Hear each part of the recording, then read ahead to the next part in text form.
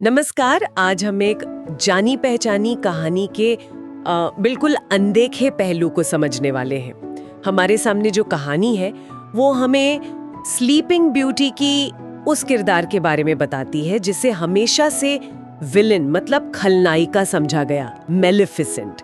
ये उसके नजरिए की कहानी है, शायद वो नजरिया जो हमने कभी जाना ही नहीं। तो कहानी हमें ले जाती है दो बिल्कुल अलग दुनियाओं में, है ना? जी हाँ। एक तरफ है इंसानों का राज्य, जहां आप कह सकते हैं लालच है, महत्वाकांक्षा है। बिल्कुल। और दूसरी तरफ है मूर।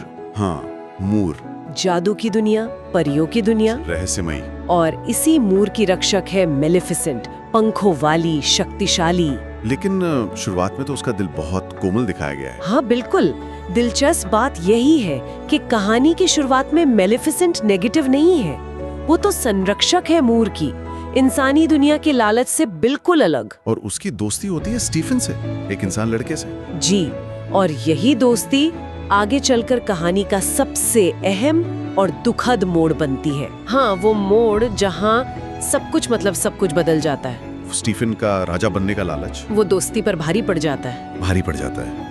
वो मेलेफिसेंट का भरोसा जीतता है पहले, और फिर धोखा देता है। बेहोशी की हालत में उसके पंख काट देता है। उफ, ये सिर्फ पंख काटना नहीं था, ये तो जैसे उसकी पहचान छीन ली, उसकी आत्मा का हिस्सा। बिल्कुल। ये सिर्फ शारीरिक हमला नहीं था, ये बहुत गहरा भावनात्मक विश्वासघात था। और कहानी यही साफ करती है कि इसी एक घटना ने उस कोमल परी को बदल दिया, गुस्से से भर दिया। हाँ, बदला लेने वाली शक्ति में। उसके पंख सिर्फ उड़ने के लिए नहीं थे ना। नहीं, वो उसकी पहचान थे, शक्ति थे। हाँ, उनका छिन जाना उसके वजूद पर हमला था। यहीं से वो मेलेफिसेंट बनती है, जिसे हम पुरानी कहानियों में खलनायिका कहते हैं। और नतीजा, उसने मूर के चारों ओर कांटों की दीवार खड़ी कर दी। हाँ, दुनिया से खुद को काट लिया, अपने दर्द को छुपाने का एक तरीका शायद। और फिर आता है बदला लेने का क्षण। स्टीफन राजा बन गया है, उसकी बेटी हुई है ऑरोरा। मेलेफिसेंट पहुंचती है दरबार में और देती है वो मशहूर शाप। जी, 16वें जन्मदिन पर मौत जैसी नींद का। लेकिन कहानी यहाँ फिर एक दिलचस्प मोड़ लेती है। राजा ऑरोरा को छुपा देता है जंगल में, पर मेलेफिसेंट उसे वहाँ भी देख लेती है, नजर रखती है दूर से। बिल्कुल। और यही कहानी थोड़ी गहरी होती है। ऑरोरा जैसे जैसे बड़ी होती है, मेलेफिसेंट जो सिर्फ नफरत से भरी थी, वो उस बच्ची की मासूमियत से अनजाने में ही सही प्रभावित होने लगती है। और ऑरोरा तो उसे फेरी गॉडमदर बुलाती है। हाँ, बिना जाने कि वो कौन है। और ये चीज मेलेफिसेंट के अंदर एक जबरदस्त कश्मकश पैदा करती है कि क्या वो वाकई इतनी बुरी है। हाँ, या दर्द के नीचे कहीं वो करुणा अब भी बाकी है। ये कश्मकश इतनी बढ़ जाती है कि वो खुद ही अपने शाप को तोड़ना चाहती है। जी। वो राजकुमार फिलिप को लाती है, सोचती हैं शायद सच्चे प्यार का चुंबन काम कर जाए, जैसे परी कथाओं में होता है। पर ऐसा होता नहीं होता। फिलिप का चुंबन ऑरोरा को नहीं जगा पाता। और यही पर कहानी जो पारंपरिक सोच है ना, उसको चुनौती देती है। कैसे? कि सच्चा प्यार यहाँ वो रोमानी प्यार नहीं है जिसकी उम्मीद राजकुमार से थी, बल्कि वो गहरा एक तरह से माँ जैसा स्नेह है जो मेलेफिसेंट को ऑरोरा के लिए महसूस होने लगा था। अच्छा। हाँ, जब वो दुखी होकर शायद पछतावे में ऑरोरा के माथे को चूमती है, तब ऑरोरा जाग उठती है। तो ये दिखाता है कि प्यार के कितने अलग रूप हो सकते हैं। बिल्कुल। और वो तयशुदा परिभाषाओं से कहीं ज्यादा शक्तिशाली हो सकते हैं। आखिर में टकराव तो होना ही था स्टीफन से। हाँ, वो तो तय था।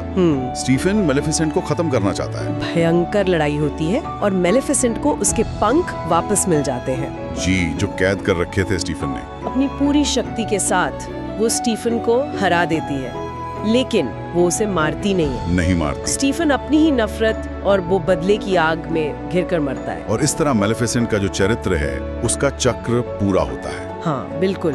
वो फिर से मूर की रक्षक बनती है, लेकिन अब वो पहले जैसी नहीं है। ज्यादा मजबूत, ज्यादा समझदार, क्योंकि उसने विश्वासघात देखा, अंधकार देखा और फिर प्रेम की शक्ति को भी महसूस किया।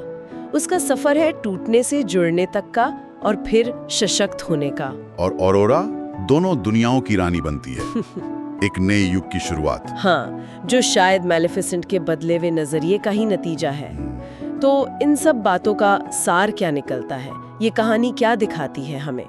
यही कि मेलेफिसेंट सिर्फ एक खलनायिका नहीं है। वो एक ऐसा चरित्र है जिसे तोड़ा गया, जिसने दर्द सहा, लेकिन जिसने आखिर में प्यार और करुणा के जरिए खुद को बचाया और दूसरों को भी रास्ता दिखाया एक तरह से। और ये चीज सोचने पर मजबूर करती है ना हाँ, कि क्या कोई सच में पूरी तरह बुरा होता है, या जिन्हें हम आसानी से विलन या खलनायक मान लेते हैं, उनकी कहानी का वो हिस्सा हमने सुना ही नहीं होता जो उनके दर्द से जुड़ा है, उनके साथ हुए विश्वासघात से जुड़ा है।